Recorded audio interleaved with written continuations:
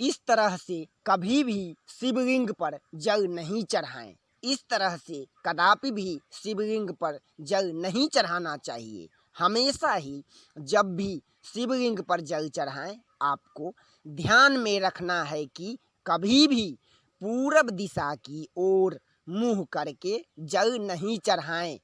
पूर्व दिशा की ओर भगवान शिव का मुख्य द्वार माना जाता है और इस दिशा की ओर भगवान शिव का मुख्य द्वार है। पूरब दिशा की ओर भगवान शिव का मुख्य द्वार है। अगर आप पूरब दिशा की ओर मुंह करके भगवान शिव को जल चढ़ाते हैं तो ऐसा करने से भगवान शिव का द्वार अवरोध हो जाता है और भगवान शिव रुष्ट हो जाते हैं। हमेशा ही जब भी भगवान शिव को जल चढ़ाएं तो उत्तर दिशा की ओर मुंह करके भगवान शिव को जल चढ़ाएं, क्योंकि उत्तर दिशा की ओर शिव जी का बायां अंग माना जाता है जो माता पार्वती जी को समर्पित है। जय महाकाल दोस्तों, वीडियो को लाइक कर लीजिएगा और चैनल को सब्सक्राइब करना नहीं भूलिएगा। माता पार्वती जी को बायां अंग समर्पित है, इसलिए जब भी भगवान शिव को जल चढ़ाएं तो उत्तर दिशा की ओर मुंह करके भगवान शिव को जल चढ़ाएं। भगवान शिव यानी कि शिवलिंग पर जल चढ़ाएं। उत्तर दिशा की ओर मुंह करके भगवान शिव और माता पार्वती दोनों ही प्रसन्न हो जाते हैं। अगर आप उत्तर दिशा की ओर मुंह करके भगवान भोलेनाथ यानी कि शिवलिंग पर जल चढ़ाते हैं तो भगवान भोलेनाथ और माता पार्वती दोनों ही बहुत ही प्रसन्न होते हैं और भगवान भोलेनाथ और माता पार्वती जी का कृपा प्राप्त होते हैं। आइए जानते हैं जो कौन से पात्र में भगवान भोलेनाथ को जल अर्पित करने चाहिए, यानी कि भगवान भोलेनाथ को शिवलिंग पर कौन से पात्र में जल चढ़ाना चाहिए। शिवलिंग पर जब भी जल अर्पित करते समय ज़्यादा ध्यान रखने वाली बात यह है कि आप किस पात्र में भगवान शिव को जल अर्पित कर रहे हैं। जल चढ़ाने के लिए सबसे अच्छे पात्र तांबे और सबसे अच्छे पात्र तांबे या चांदी माना जाता है। भूल करके भी स्टील के पात्र में भगवान भोलेनाथ यानी कि शिवलिंग पर जल नहीं चढ़ाना चाहिए। इससे भगवान भोलेनाथ रुष्ट हो जाते हैं।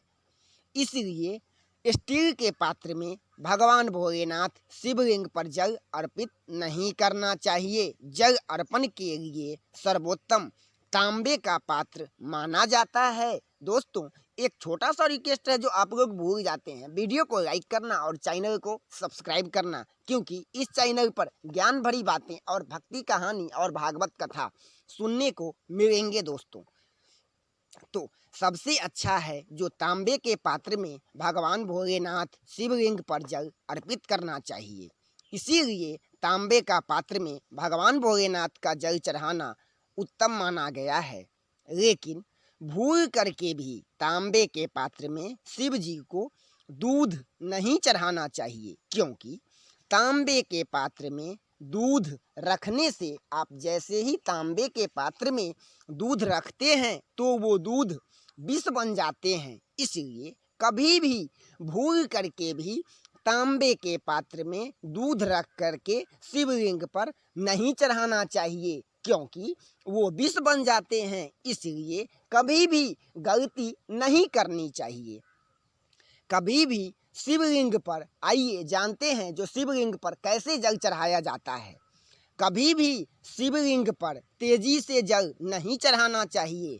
शास्त्रों में भी बताया गया है कि शिव जी को जल चढ़ाना है तो शिव जी को जल चढ़ाते समय धीरे धीरे जल धारा जो निकल रहा है वो धीरे धीरे प्रिय है, इसीलिए धीरे धीरे जल चढ़ाना चाहिए। कभी भी भगवान शिव को तेजी से जल नहीं चढ़ाने चाहिए।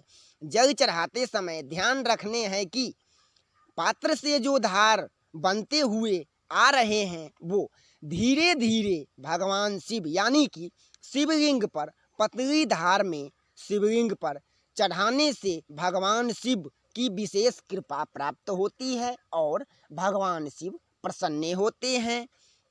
इसलिए जब भी जल चढ़ाएं, जब भी शिवलिंग पर जल चढ़ाएं तो धीरे धीरे जल चढ़ाने चाहिए, तेजी से कभी भी जल नहीं चढ़ाने चाहिए। आइए जानते हैं जो बैठ कर के जल हमेशा ही शिवलिंग पर बैठ कर के जल चढ़ाने चाहिए। दोस्तों एक छोटा सा रिक्वेस्ट है, जो वीडियो को लाइक करना नहीं भूलिएगा और चैनल को सब्सक्राइब करना जो आप लोग हमेशा ही भूल जाते हो, इसीलिए भूलना नहीं चाहिए। हमेशा ही शिवलिंग पर जब भी जल चढ़ाएं तो बैठ कर के अर्पित करें। भगवान शिव को जल बैठ कर के चढ़ाने चाहिए शिवलिंग पर, और चढ़ाते समय भगवान शिव को शिवलिंग पर जल अर्पित करते समय ध्यान रखें कि बैठ कर के जल भगवान शिव को अर्पित करें। यहाँ तक कि रुद्राभिषेक करते समय भी खड़े हो करके, रुद्राभिषेक करते समय भी खड़े नहीं होना चाहिए। जब भी भगवान शिव का रुद्राभिषेक हो तो खड़े नहीं होना चाहिए।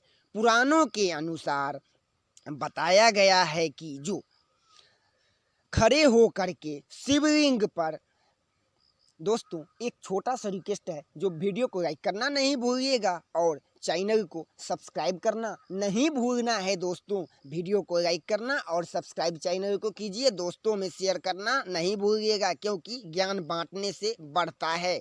रुद्राभिषेक करते समय भी खड़े नहीं होना चाहिए। पुराणों के अनुसार खड़े होकर के शिवलिंग पर जल चढ़ाने से शिव जी को जल समर्पित नहीं होते हैं। ऐसा जो करते हैं तो शिव जी को जल समर्पित नहीं होता है और इसका पुण्य भी नहीं प्राप्त होते हैं। जय भगवान भोलेनाथ। फिर मिलेंगे दोस्तों अगले वीडियो में, तब तक वीडियो को कीजिए लाइक और चैनल को सब्सक्राइब करना नहीं भूल